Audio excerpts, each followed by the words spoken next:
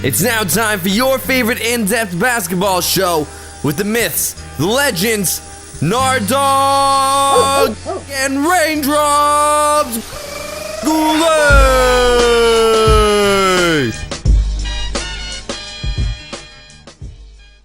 Full Court Press is what you're listening to right now. I am Justin Raindrops Goulet alongside the Nardog, David Bernardi. How's it going, David? It's going amazing, man. How are you? I am fantastic. We got a lot of great stuff to talk about on the show. NBA Finals, we'll talk about Dwayne Wade flopping, LeBron James going to the movies by himself, and of course, Landry Fields' amazing singing voice. All right, now let's get into the basketball chat. NBA Finals. We're down 2 games at this point. We're all tied up. In Game 2, the Heat barely got by the San Antonio Spurs. The final was 98-96. What did you think of Game 2? The Spurs, they had a great chance near the end. They missed 4 straight free throws. That's the thing that bothers me a little bit when it comes to professional basketball players. You can't miss free throws. Especially a guy like Tony Parker, who's been making like his whole career, and he got fouled. It was called a flagrant foul, actually, and he missed the 2 free throws.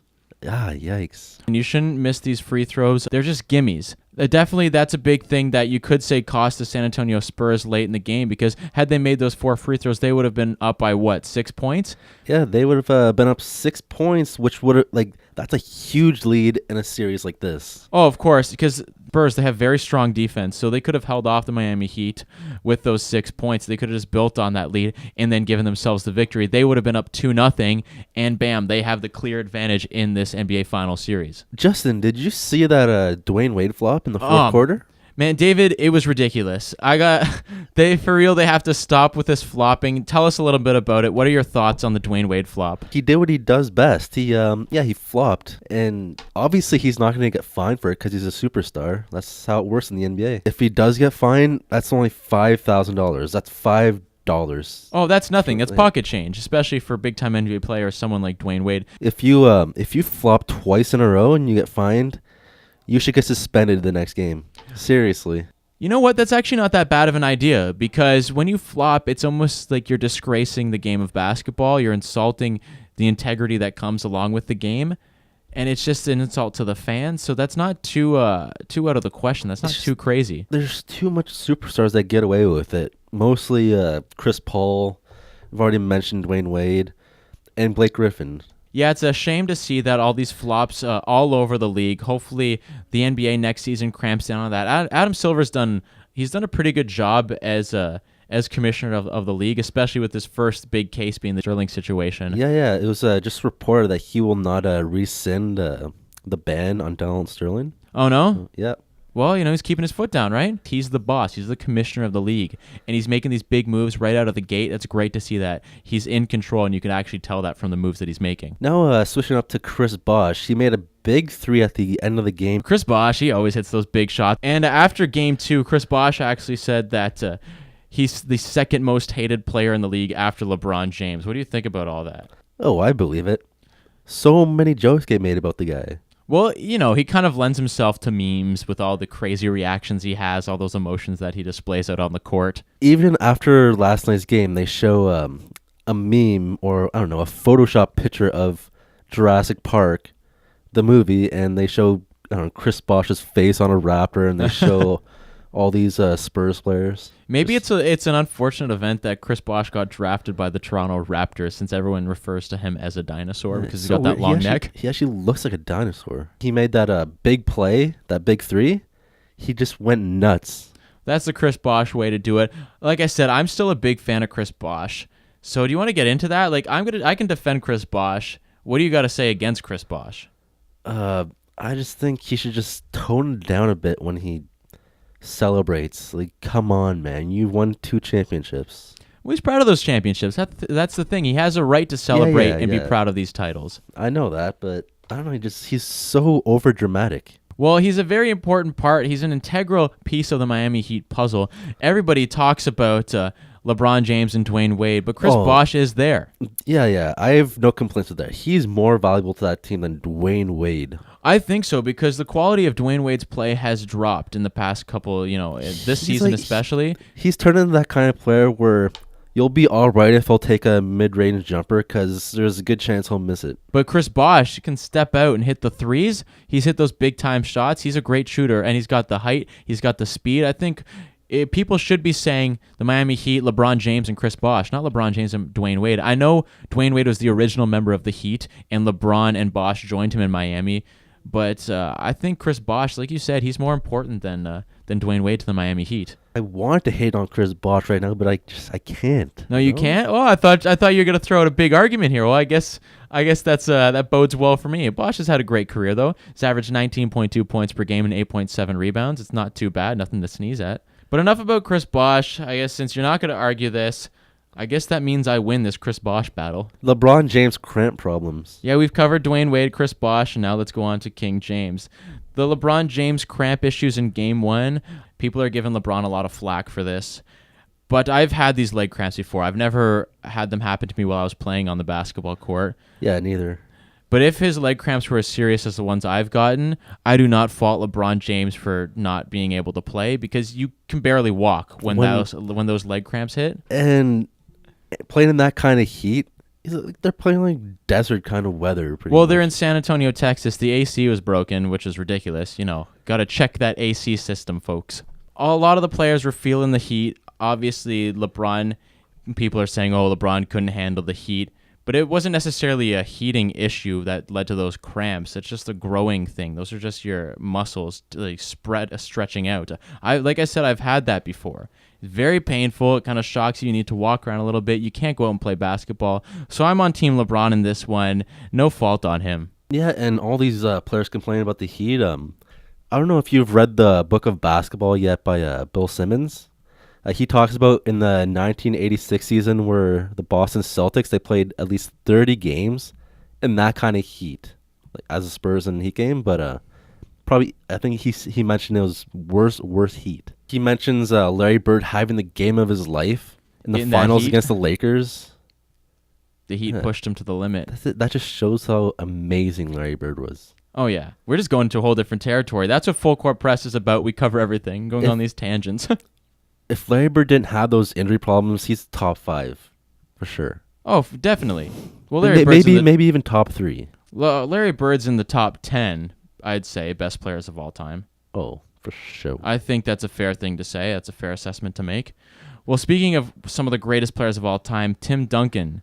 In Game 2 of the NBA Finals, he tied up Magic Johnson with a record 157 playoff double-doubles. That's huge. Mr. Fundamentals, that's the way to do it, right? If you play simple basketball, it's going to lead to success. It's going to lead to 15 rebounds and 18 points in Game 2 for Tim Duncan. That's beast. And he had 8 defensive rebounds and 7 offensive rebounds.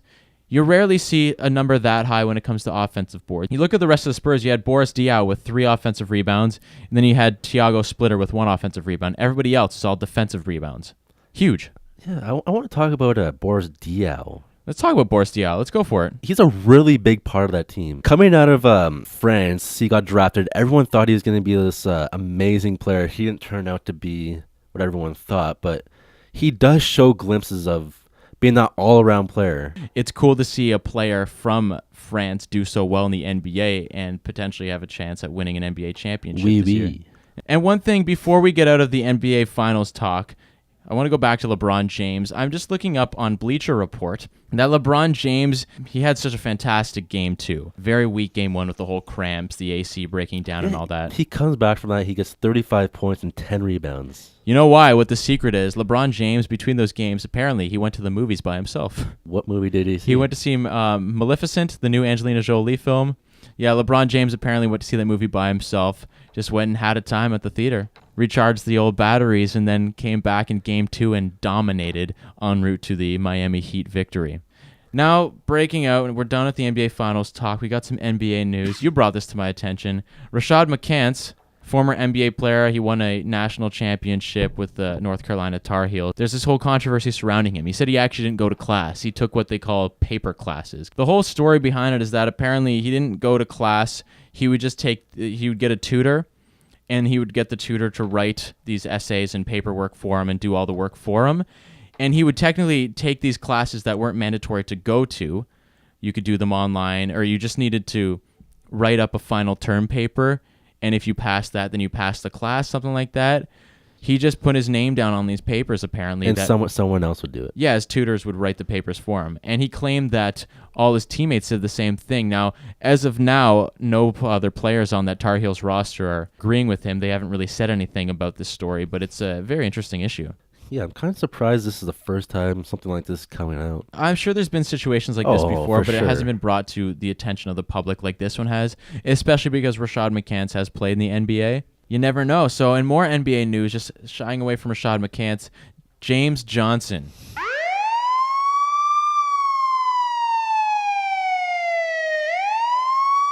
Former Toronto Raptor is arrested on domestic violence charges. Apparently, he hit and choked his wife and punched a hole in the bathroom door before leaving the house.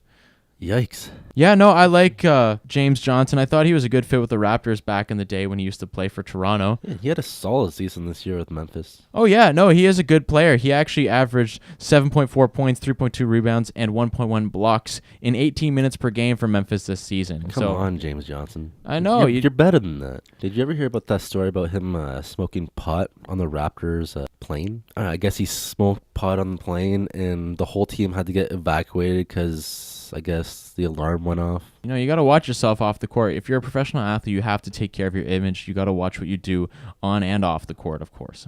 Now, again, I'm on Bleacher Report right now. I'm finding a lot of great stuff on this site. I found this article. It's 9 assistants on their way to landing head coaching jobs in the NBA. So I just want to run through a few of these because I know you've watched a lot of basketball in your life, so you're going to recognize some of these names for sure. I want to get your thoughts on what you think they'd bring to the table as head coaches of teams. Right off the bat, Patrick Ewing, one of the best players of all time. He's been retired since 2002, and he's been an assistant coach. 2002. Yeah, 2002. And he's been an assistant coach for a little over 12 years now, and he's never been given that shot to be a head coach. What do you think about that? How do you think he would fare as a head coach for a team in the NBA? I think with him being a big man, one of the best ever, I think he'd be an awesome coach. There's actually but there's got to be a reason he's been assistant coach for, you said, 12 years? Yeah. And he's never been given a shot? Well, I actually have a quote right here. Patrick Ewing, he was asked if there was a bias against tall coaches. Yeah, I heard about this. You heard about that? And this is what he said. I'll just read out this quote. This is from Patrick Ewing on the Dan Patrick Show. He says, "I think so. For whatever reason, when people think of point guards, they think they're the leader of the team. They're the floor general. But the center is the floor general too. We're just the floor general on the defensive end of the court. We're the ones batting it back, calling out plays, blocking shots, calling out the pick and roll coverages, and all that stuff. They just think the point guard is more of a thinking position. You see a lot of former players, someone like Avery Johnson is a head coach. He's a point guard, right? You don't see a lot of former big men as coaches. Yeah, you don't. I'm trying to think. Which is odd. And I agree with Patrick Ewing. They, of course, are leaders on the court. They are floor generals. Like you said, they're great on the defensive end. So Patrick Ewing, I think he'd be a great head coach. I don't know what team he would fit on, but I think he'd be a great asset for a team in need. What are these other names? We got Sam Cassell. Sam Cassell's on that list as well. Nate McMillan, of course. He has been a head coach in the past. He was a good coach for Seattle. Some of the other names, Robert Pack, you were talking about him before we came in to record this episode. Former Raptor. Former Raptor, of course. Ed Pinckney. He sounds familiar. Yeah, he's another big man as well. So it'll be interesting to see what happens with these guys, see if they actually pick up positions as head coaches sometime in the near future. Tyrone Lue. Oh yeah, Tyrone Lue. Of course, he's a guard. He's a smaller guy. He's been in talks to coach in the NBA. Yeah, he's mostly known about Iverson hitting that game 1 shot in the finals. Right over Tyrone Lue. Over him, yeah. Posterizing him with the shot. That is, not a dunk, with the shot. Yes, sir. Now, you mentioned Robert Pack, former Toronto Raptor. Let's talk about some Toronto Raptors news. Pau Gasol. Yeah. What do you think of him joining the Raptors? Do you think that's a possibility? Yeah. What are the odds of that happening, and how do you think that would affect the team? Yeah, this is coming from Rick Bucher from the Bleacher Report.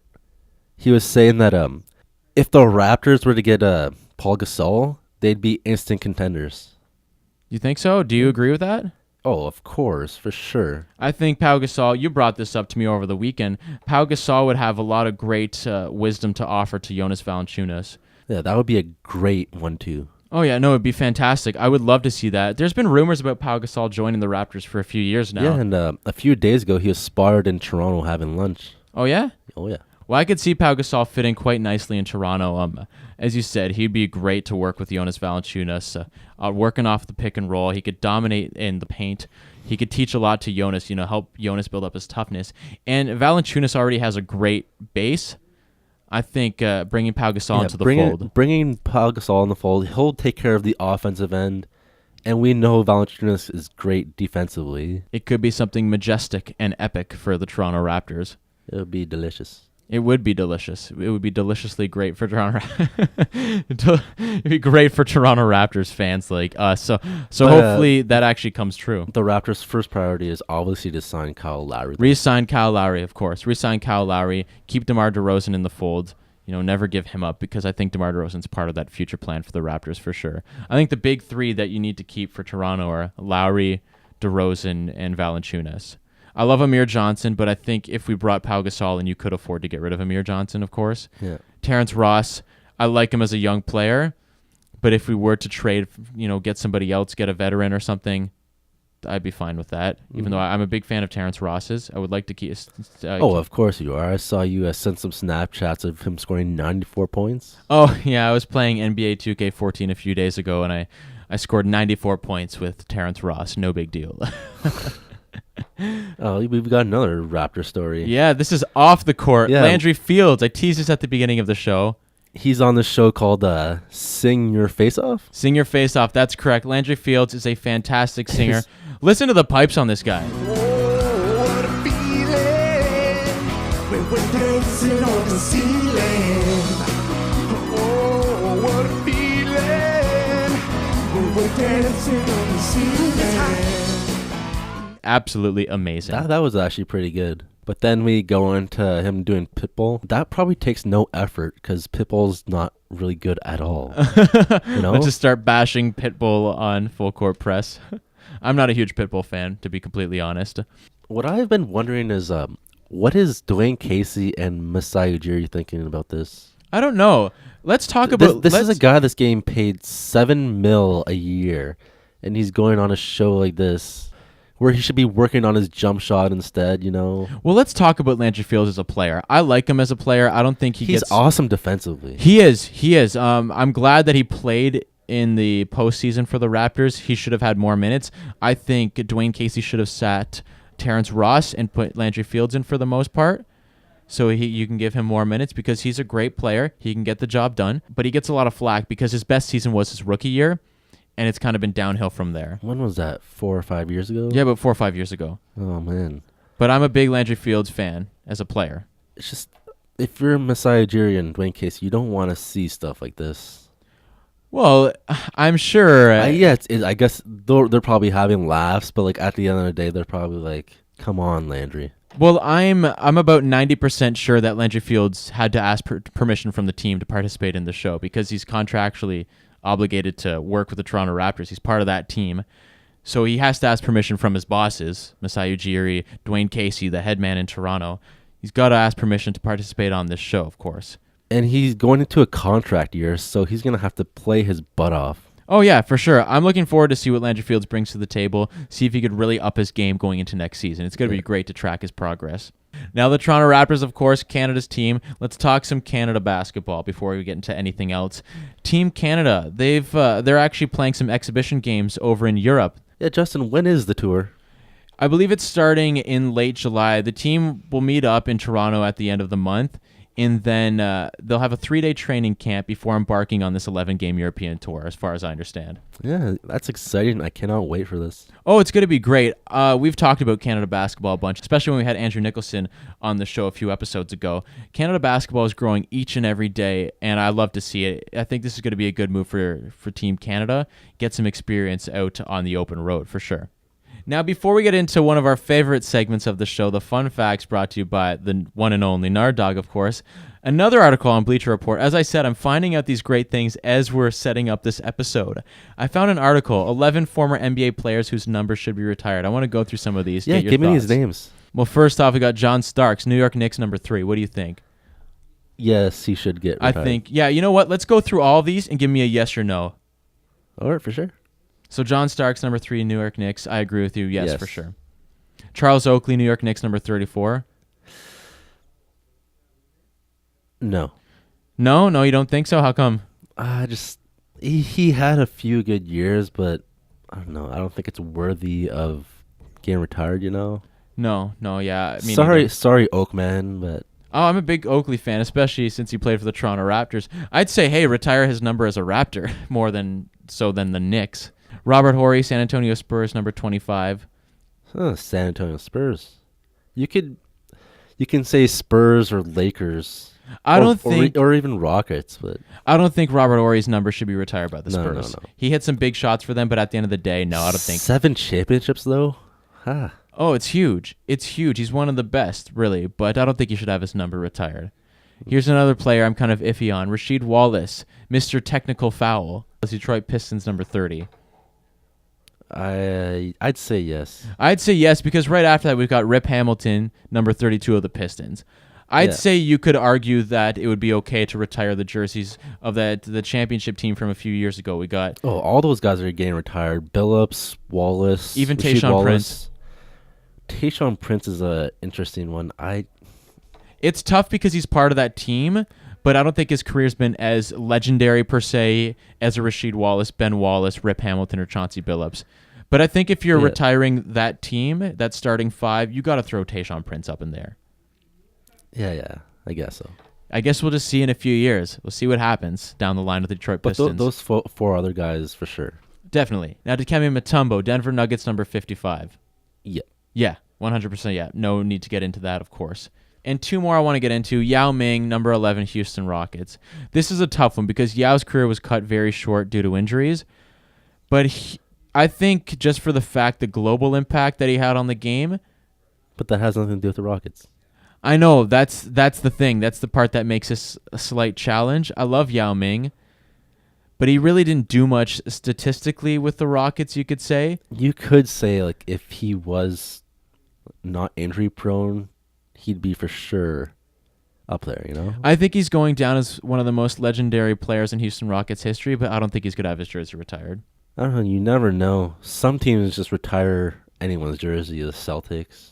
Well, someone I think 100% deserves to have his jersey retired. Number 91, Chicago Bulls, Rodzilla Dennis Rodman. I'm surprised the Bulls haven't retired his jersey. I think it's going to happen sometime soon because he's in the NBA Hall of Fame. He's been retired for many years now. Yeah. I think it's just a matter of time. He'll get there. Speaking of getting there, we finally got to one of our favorite segments. We hope you've been enjoying this since we started it. It's time for Fun Facts with the Nard Dogs. What do we got, David? We've already been talking about Paul Gasol, and here's a fun fact about him. He enrolled to medical school at the University of Barcelona before he started an NBA career. Oh, that's awesome. I actually heard about that. He was on, I believe it was Jimmy Kimmel or Jimmy Fallon a few years ago, and he was talking about that. That's awesome. Imagine having Pau Gasol as your doctor. Oh, that would be hilarious. It would be. He walks to this room, this 7-foot giant, and then the world would never have known Pau Gasol as a basketball star. Yeah, he must be a really smart guy. Yeah, oh, for sure. If you want to be a doctor, definitely. Oh, yeah. What's the next fun fact, sir? Former NBAer Jason Williams, who was mostly known for playing for the Sacramento Kings, he also won an NBA championship with the Miami Heat. Played high school basketball and football with Randy Moss. Oh, yeah? Oh, Basketball and football with Moss? Yep. Oh, cool. That's awesome. There's been Randy Moss has been playing basketball for a long time. Oh, yeah? Mm-hmm. Dual athlete, I see. Mm-hmm. What's the final and third fact of this segment? Our very own Raptor, DeMar DeRozan, and Romeo Miller, also known as Lil Romeo, the rapper, both went to USC on basketball scholarships, but Romeo's scholarship was taken away after 2 seasons. Do you know why it was taken away? I don't know, I guess he just wasn't good enough. He just wasn't cutting it in class, I guess. The son of Master P. That's what I was going to say. His dad, Percy Miller, also known as Master P, signed contracts with the Hornets and Raptors, but never played a regular season game. Wait, what? That I knew about DeMar DeRozan and Lil Romeo. I did not know about Master P. Yeah, he really? signed with the Raptors? Yeah, he played preseason games with them. What? Okay, well, after we're done recording this, we're actually jumping on YouTube right away and trying to find this footage. I've looked everywhere for footage, have never been able to find it, but if you just Google Master P Raptors, you'll find him in that jersey. Well, everyone, I implore you to check that out. Master P as a Toronto Raptor. Could you imagine the world we would live in if Master P had played for the Toronto Raptors or Charlotte? That's crazy. Fun times. Fun times and fun facts. Thank you, good sir, for those. Anything else you'd like to add before we wrap things up? Twitter, Instagram, where can people follow you on the social media? Oh, of course. My Twitter and Instagram handles are at the Nardog88. That's with 2 G's at the end of dog. The Nard Dog. That's the Nard Dog way, as we like to say here on Full Court Press. Oh, yeah. For sure, man. Well, as always, you can follow me on both Twitter and Instagram at JustinGoulet21. I think we're going to look up this Master P footage, and then we're going to go hit the court. Blast some Master P and Lil Romeo tunes. Oh, exactly, in honor of Percy and Romeo Miller. Oh, yeah. Another fun fact, actually, is DeMar DeRozan was in a Master P music video. Oh, yeah? Oh, that's fantastic. Oh, yeah. Well, we're definitely going to have to search YouTube for that video as well. Well, Nard Dog, thank you as always. This has been an absolute pleasure, good sir. Every time. Every time, man. So go outside, play some basketball. Have yourself a dandy of a time. Have a time. Thank you so much for listening. You want to catch old episodes of Full Court Press, just go to mixcloud.com and type in Full Court Press on the search bar. And speaking of YouTube, episodes should be coming up on the YouTube very soon, so keep in touch with us on Twitter for that. We will let you know. As always, keep the basketball movement alive and strong. Thank you so much for listening. This has been Justin Raindrops Goulet and the Nard Dog David Bernardi. We will catch you all next week. Cheers. What a feeling when we're dancing on the ceiling. Oh, what a feeling when we're dancing on the ceiling. Come on! Everybody starts to lose control when the music is right. You've just been hit with Full Court Press. Courtesy of the men, the myths, the legends, Nard Dog, and Raindrops Goulet.